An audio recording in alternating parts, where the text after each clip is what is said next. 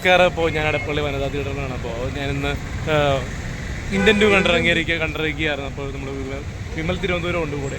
അപ്പോൾ അദ്ദേഹത്തിൻ്റെ ഒരു ചെറിയൊരു പടത്തിൻ്റെ അഭിപ്രായത്തിൽ പടം അടിപൊളിയായിരുന്നു.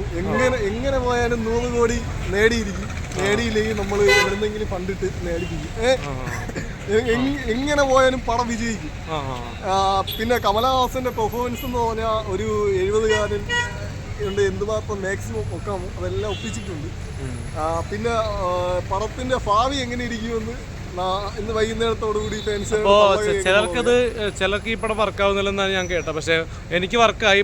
പടം ബിസിനസ്സായി എന്നാണ് ഞാൻ കേട്ടത്. എല്ലായിടത്തും നല്ല ഹൗസ്ഫുൾ ഷോസ് ആണ്. അപ്പോൾ പടത്തെപ്പറ്റി പറഞ്ഞാൽ എൻഗേജിങ് ഫാമിലി ത്രില്ലറാണ്. ഇന്ത്യയിൽ നടക്കുന്ന സംഭവ വികാസങ്ങൾ എങ്ങനെയൊക്കെ നല്ല രീതിയിൽ വിഷ്വലൈസ് ചെയ്യാം, അതങ്ങനെ നല്ല വിഷ്വലൈസ് ചെയ്തിട്ടുണ്ട്. ഒരു കംബാക്ക് ചിത്രമാണ്. നമ്മുടെ കമൽഹാസൻ സാറിൻ്റെ കംബാക്കാണ്. ശങ്കർ സാറും നല്ല രീതിയിൽ ഡയറക്ഷൻ ചെയ്തിട്ടുണ്ട്.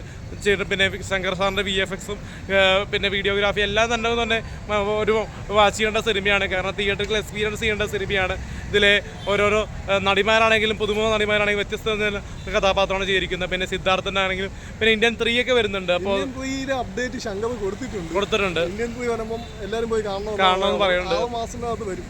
ഇതിപ്പോൾ മറ്റേ ഒട്ടുമിക്ക തമിഴ് ചിത്രത്തെ വെച്ച് വ്യത്യസ്തമായിട്ടുള്ളൊരു തന്തുവാണ്. കാരണം ഇമോഷണൽ ഫാമിലി ത്രില്ലറും പിന്നെ എൻഗേജിങ് ആയിട്ടുള്ള വ്യത്യസ്തമായിട്ടുള്ളൊരു സിനിമ അനുഭവമാണ് ഇന്ത്യൻ 2 പകരുന്നത്. അപ്പോൾ എന്തെങ്കിലും പറഞ്ഞിട്ട് അവസാനിപ്പിക്കുന്നത്?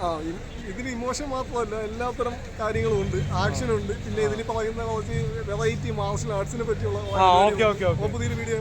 അപ്പോൾ ഇനി എല്ലാവരും തിയേറ്ററിൽ വന്ന് സിനിമ കാണുക.